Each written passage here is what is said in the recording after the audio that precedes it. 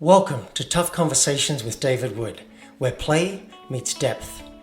We help teams and high-performing leaders like you to master your tough conversations so you succeed in your career and in your life. When we avoid tough conversations, we stay small. Teams stay disengaged, conflicted, and ultimately end up quitting. When we lean in and master our tough conversations, they become the defining moments that literally shape our careers, our relationships, and our lives. So let's dive in and master your next tough conversation so you can be the leader that you would follow. Let's play.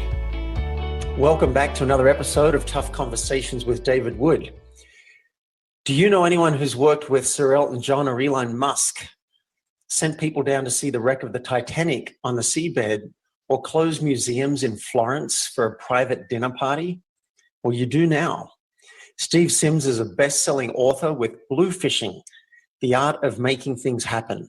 He's a sought-after coach and a speaker to audiences including Harvard and, get this, the Pentagon. I am so jealous. Welcome, Steve Sims. It's a pleasure to be here. Thanks for having me. Yeah, I'm excited. You were referred to me, and I'm a bit picky about who I have on the show, I like to think. And I'm like, who is this guy? And I went and checked you out. I'm like, wow. So we're going to cover imperfections and the concept of perhaps your imperfections are imperfections. We're going to talk about asking for 100% of what you want and how do we get past that fear of no. But firstly, I want to know, can you give us a minute or two of the life that created Steve Sims? Like, what's your background and how did you get to be who you are now? Well, we're going to talk about, based on my accent, we're obviously going to be talking about different countries and we're going to be name dropping, but the story's the same. The DNA of an entrepreneur is pretty much the same. We are misfits that we don't know where we fit until we fit. And I was the typical of that. I was an East London bricklayer. I left school at 15. My dad was a bricklayer. So at the age that I left school, bang, straight on the building site. And I was on the building site with my granddad, my uncles, and my cousins, and my dad. And I was thinking, is this it? You know, I can see my granddad in his 80s. I can see my cousins in their 20s. I can see my dad in his 40s. This is it. This is my timeline. And it was aggravation. I didn't know where I would fit. So I quit that job, much to the annoyance of my mum, who thought I was turning my back on the family. In fact, I remember my mum, and it was still horrible because we've never really had a good relationship since then. You never piss off an Irish mum. You know, they will hate you forever for it.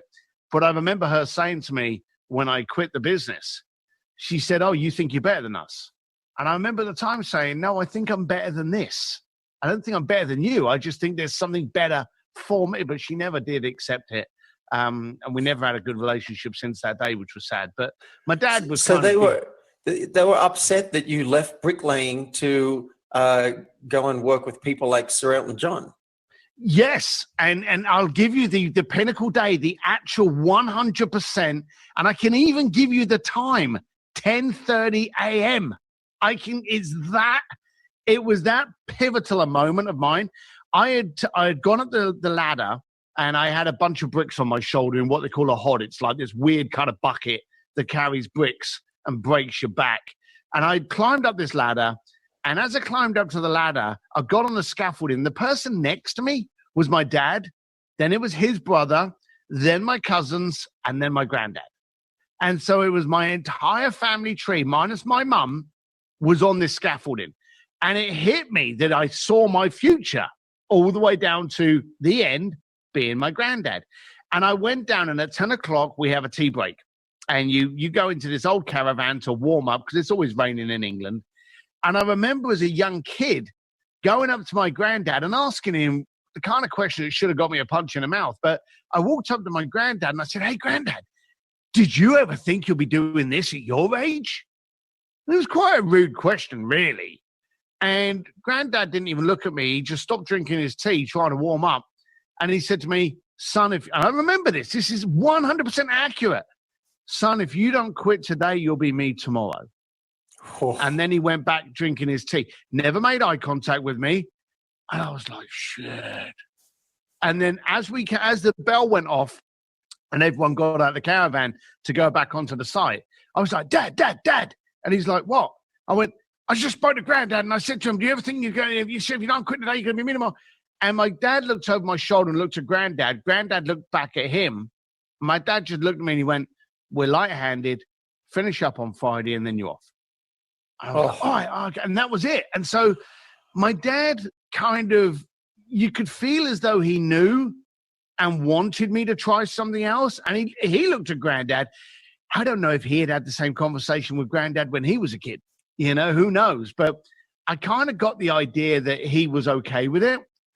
But boy, when we got home and he told Mum that, oh yeah, Steve's off on Friday, she's like, what do you mean? This is how we've been in the building industry for 4 million years. How dare he think that? Wow. And she just kicked off. And ever since then, and I ended up working for Ferrari, you know, just to quickly name drop Ferrari, loads of other big events. And I was living in Hong Kong and Switzerland. And when I went back to England, Ferrari lent me a car. You know, part of the deal was I got to drive a Ferrari in any country I was in.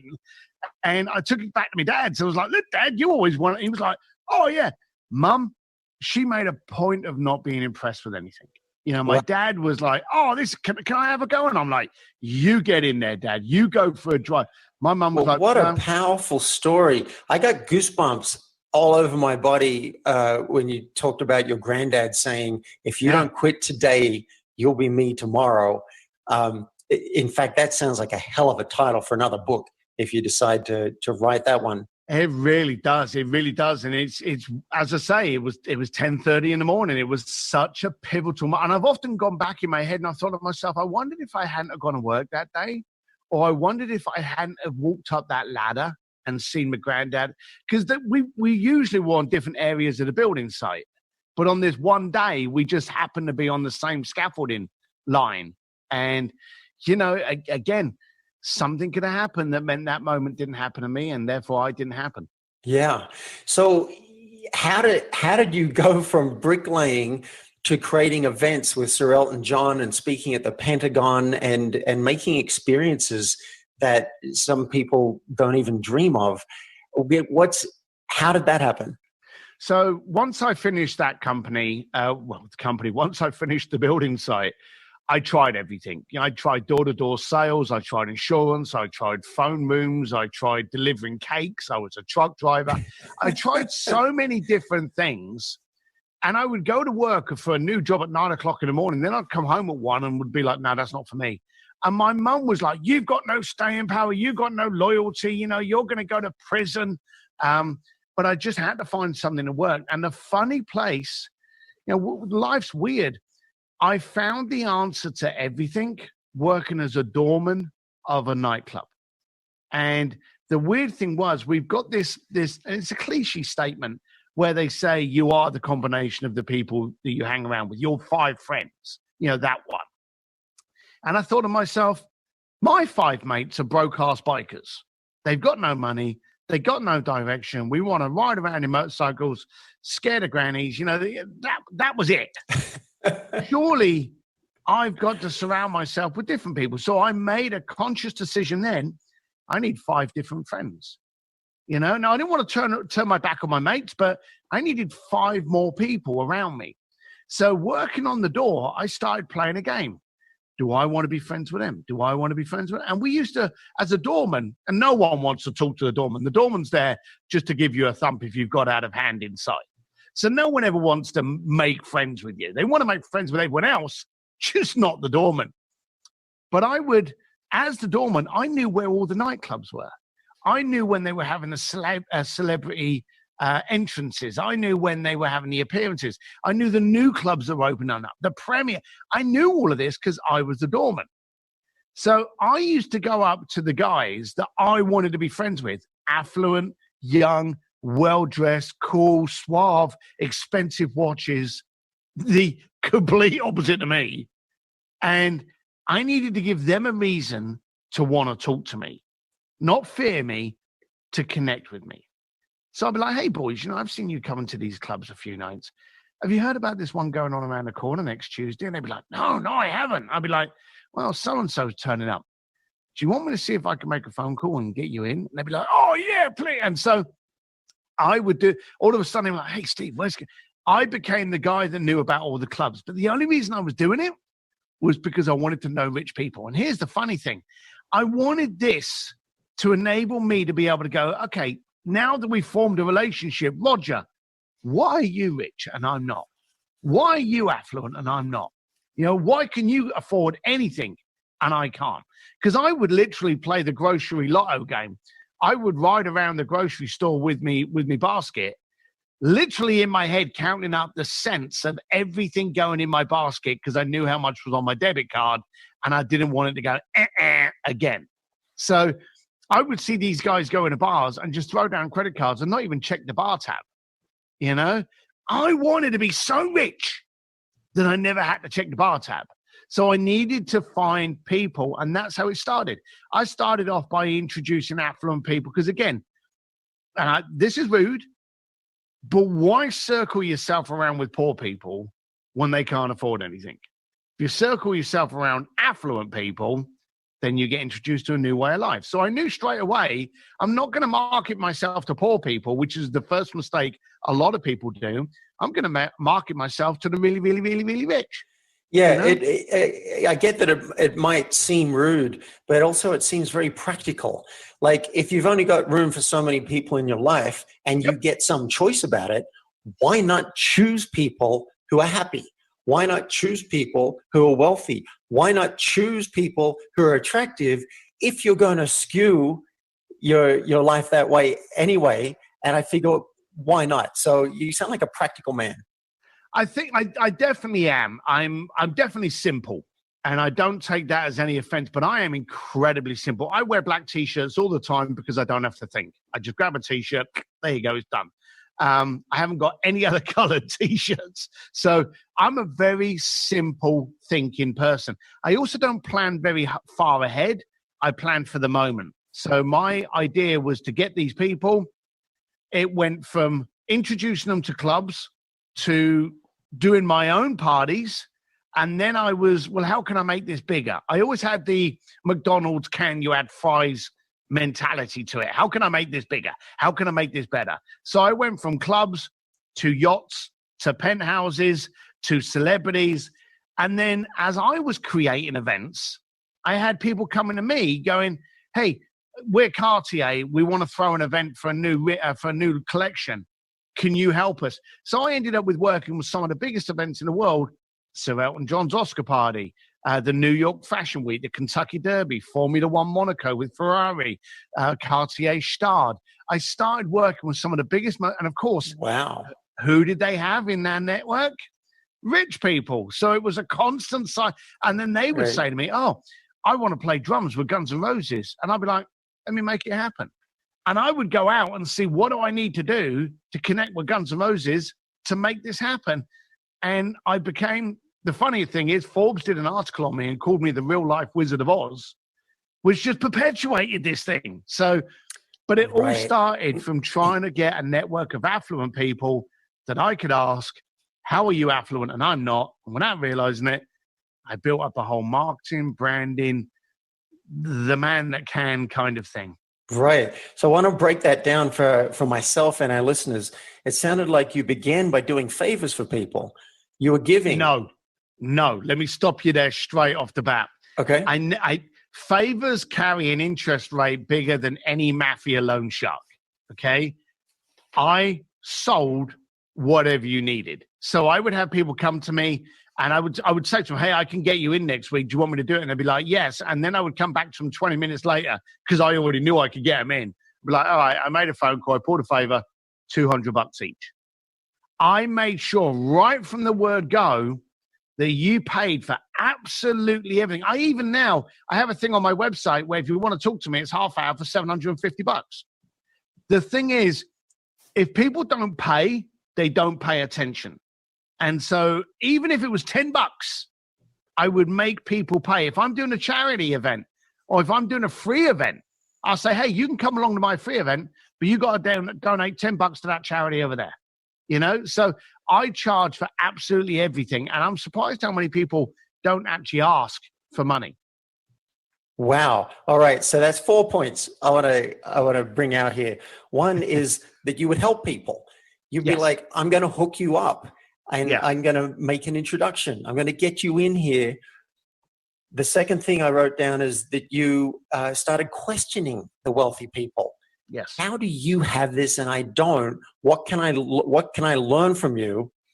The third thing I got is you're building relationships. Every time you're helping someone else and doing something, you're getting to know more people, and then you become the hub. So it's like it's a self-fulfilling prophecy. And then the fourth thing is that you're charging for it. You're not just, I'll scratch your back and maybe later you'll scratch mine. You're like, yes, I can help you. This is what it will cost you. So I love that. I'm so curious about, you seem to have a mindset about making things happen. Now, yes, you have your network. Maybe that's the only answer, but I want to know if there are more answers because how can our listeners make things happen for themselves? And I want to maybe put you on the spot a little bit. I'm curious, there's something I want. I was thinking as I prepped for this interview, what's a great experience I want to create? And I wonder if Steve can help me make it happen. So my question for you is, if I want to get Alan Alda to appear on my show or be on his show, I don't really care. I'm just a massive fan of the guy. How would you go about it, or recommend that anybody go about making something extraordinary like that happen? Or do we give up because we don't have your network? I have an incredible network now, but I didn't then. Right. And it didn't stop me. Okay. So it's easier for me now. I can make one text now, but also when I was doing this was the 90s. So I didn't have things like Instagram, Twitter, any kind of social feed. You can literally go out today, now, on Twitter or on any other social feed and reach out to Mark Cuban, Elon Musk, Richard Branson. And if your statement is interesting enough, maybe even get a response. Okay, so I never had that. I had to find out an angle. So I discovered very early on the most powerful, aggressive, offensive, confrontational word that I would use to death. And I still use it now. And the question is, why? Now, if someone says to you, and people will text me and they go, "Oh, Steve, I want to take you out for a beer tomorrow night." And I'll just respond back with why. Now, some people go, "Well, that's rude, you know." No, I want to know why. Why is it important for you to want to invite me out for a beer? Why are you offering me this beer? Are you going to pitch me a proposal for a business? Are you going to just talk to me? Are we going to share inappropriate jokes? Is your wife out and we're just going to hang out for the night? I just want to know why. Now, it's a rude word, but let's focus on you with your goal. Let's take your goal, your experience, all right? First off, as I've already said, why? Now, before we get twisted on it, understand that you've got an ask. You want to be on Alan's show, or you want Alan to be on your show. You've got an ask. So the why isn't, what do you want? We already know clearly what you want. You want to be connected with Alan, okay? But what's the why for him? Right. Yeah. You see, we already know why you want him. Why would he want to be on your show? Now, a lot of people, they play the game from the wrong side of the fence. Whenever I go to someone, I create the why for them. So whenever I went to Elton John and talked about the Oscar party, I went forward and said, "Hey, I know you've got this charity. I can bring bigger players. I can bring people that will spend more money on the auction. I can generate greater buzz. In fact, I can make this event bigger than it's been before and therefore raise more money for the AIDS research. Would that be of interest to have me in your circle?" So I'm creating a why. You see, today, they always say, you got to get your foot in the door. As I've just explained with Twitter, you can get your foot in the door with absolutely anyone on the planet. The goal today is to become so irresistible that they invite you in and don't want you to leave. Yeah, that's good. Now, with Alan, you've got to think, what is Alan working on? What is Alan doing? What is Alan's passion points? What is his triggers? Is he involved in a local school charity? Is he releasing a new book? Is he now supporting a cause?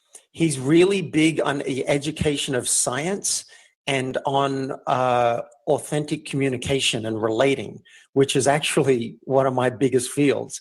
Like I do tough conversations and authentic relating. So we have a real common area there. I'm just still looking for like, what would, maybe he wants to talk about authentic relating on an authentic relating podcast. Maybe that's it.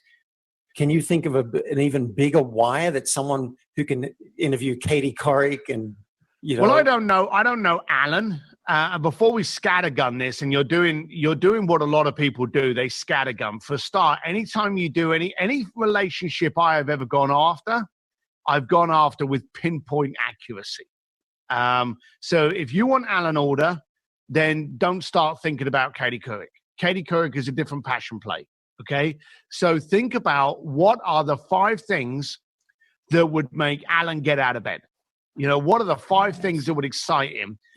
And which one of those could I enhance? Which one of those could I add value to? Like you said about the power of communication.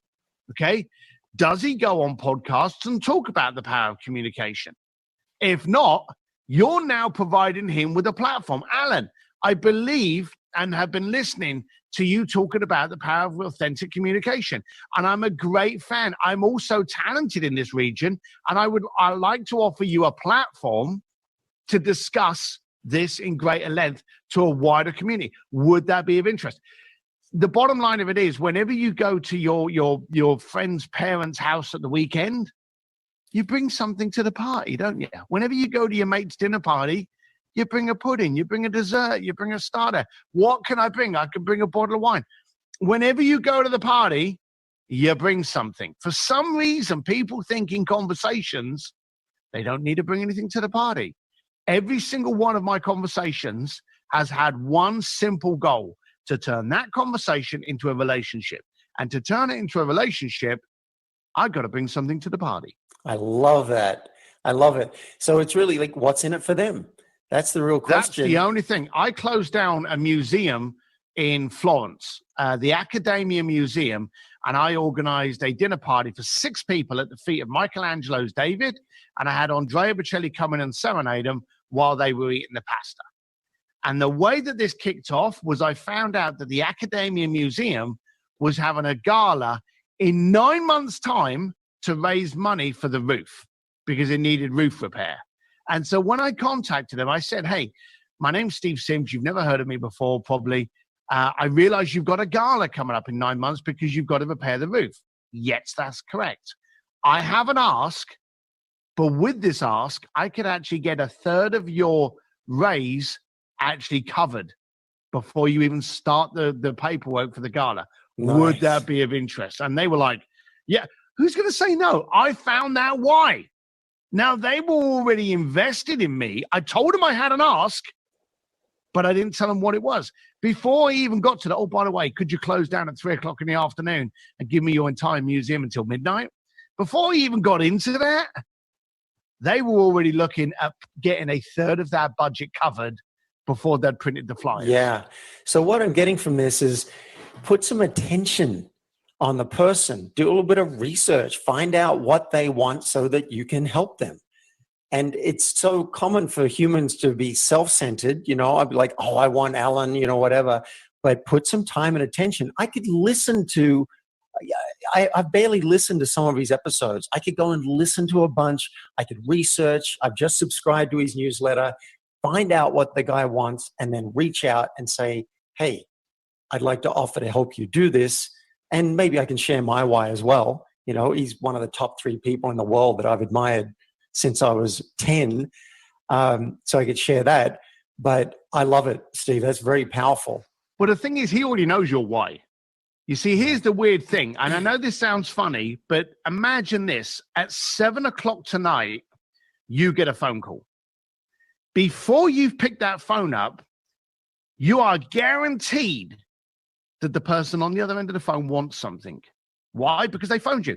It could be your mum for a natter. It could be your local Chinese restaurant saying that, you left your credit card there. It could be a best mate to tell you that he's just got married. Whatever it is, they contacted you, so you know full well they've got something. Right. Because they initiated it. So when you contact Alan, before saying anything, and we're going to go back and you can rewind this, before saying anything, they already know you want something of them. They already know it. They don't know what it is. That's why, and if you rewind this, you'll hear me. I say, hey, my name's Steve Sims, and you've probably never heard of me before, and I have an ask. I've got the elephant out of the room already, okay?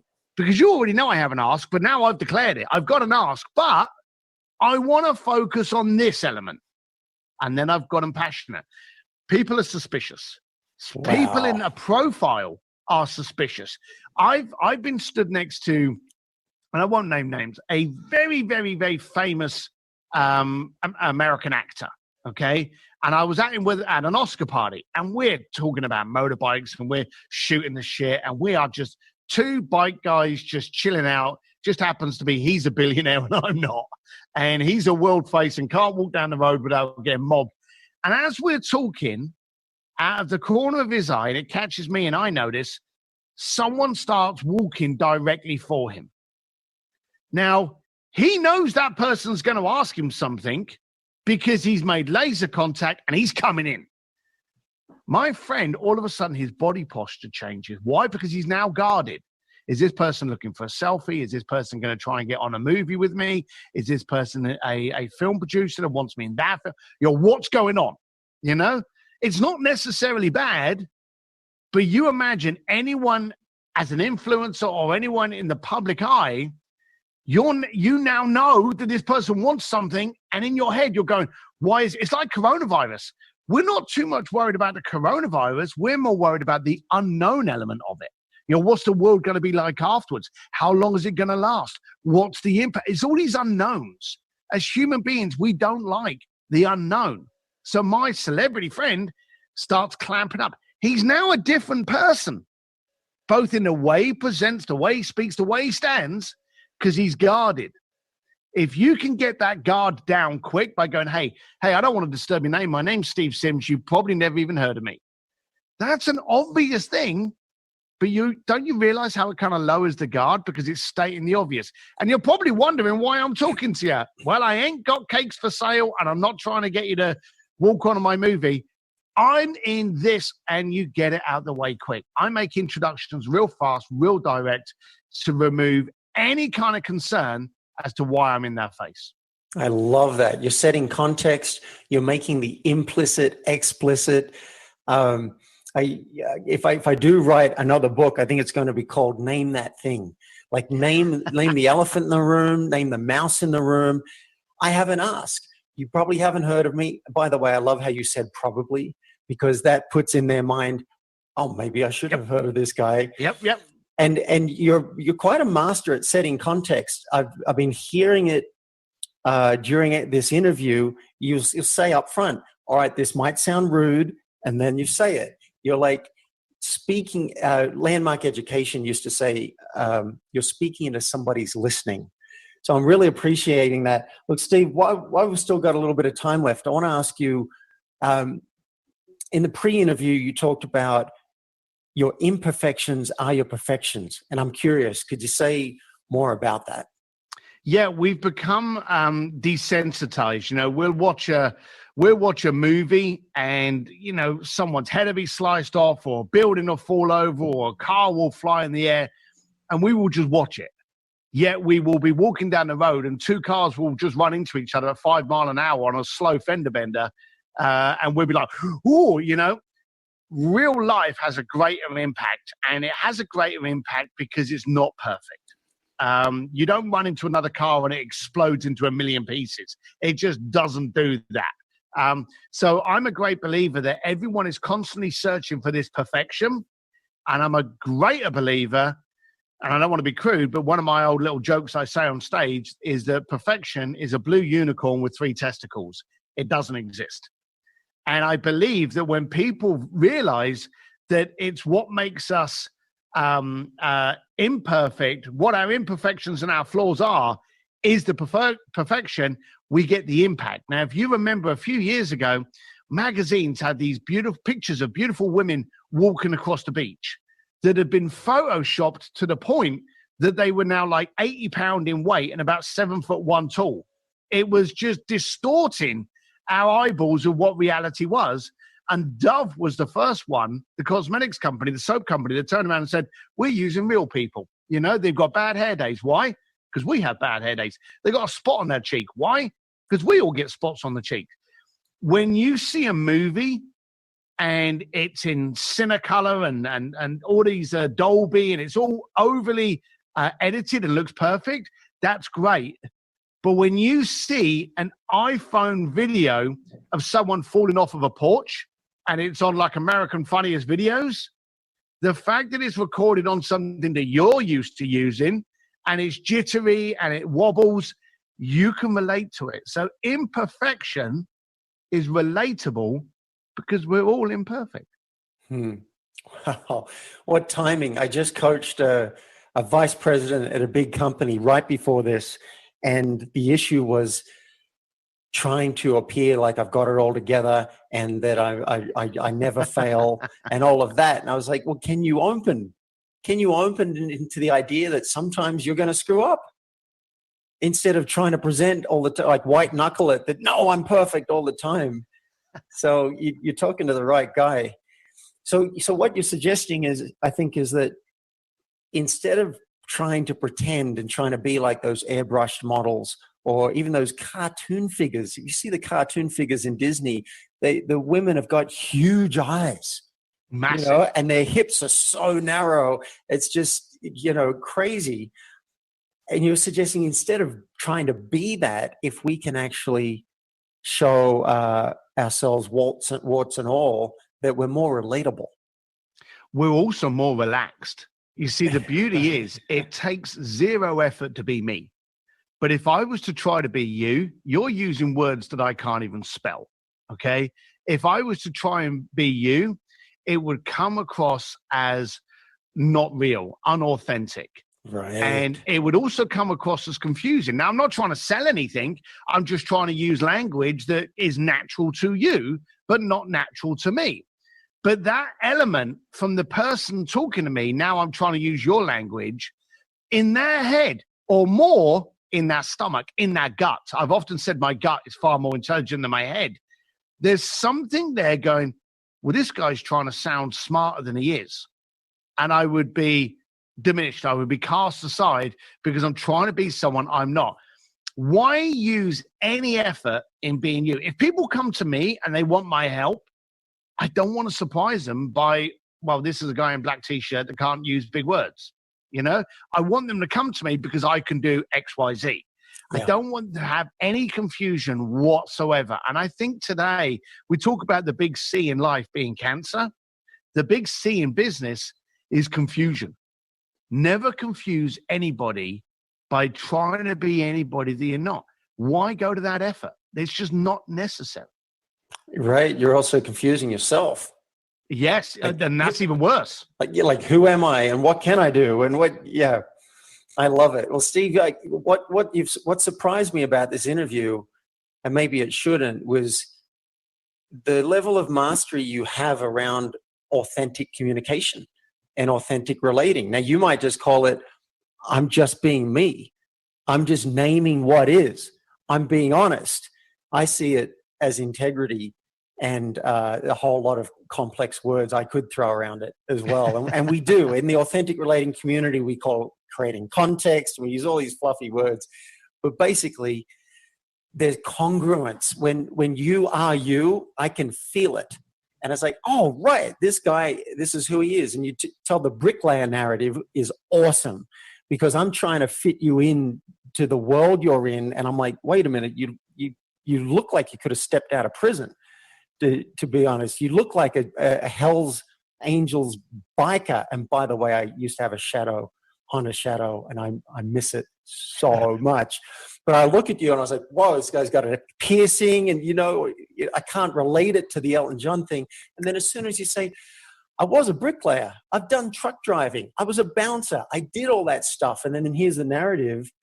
There's no fakery. It's just, this is who I am. So I'm really enjoying that about you. Thank you. Thank you. But the one thing that I would only change slightly is I don't think I'm really good at communicating. I just think the world's got really bad at it.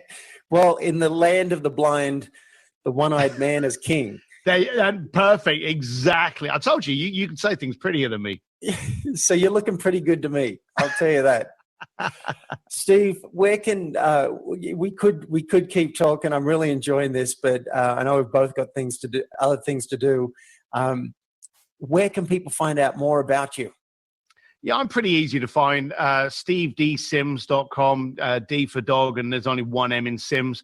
But you can find me on Facebook, Instagram, on Entrepreneur's Advantage with Steve Sims. So I'm pretty easy to find. So if you just Google up or just go on any of the Facebook, LinkedIn's using Steve Sims, you'll find me. I'm the handsome dude with the piercing.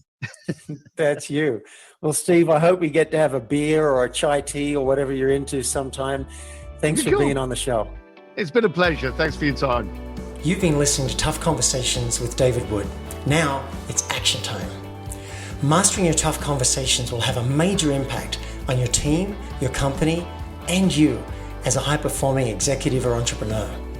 If you're ready, request a discovery session with me at playforreal.life so we can transform your team, your company, and you. And if you've enjoyed this episode, I would love you to help me spread this message of tough conversations in a very simple way. Just leave a public review at playforreal.life/podcast. And you may hear me read it out loud and thank you live on a future podcast. Now, let's play.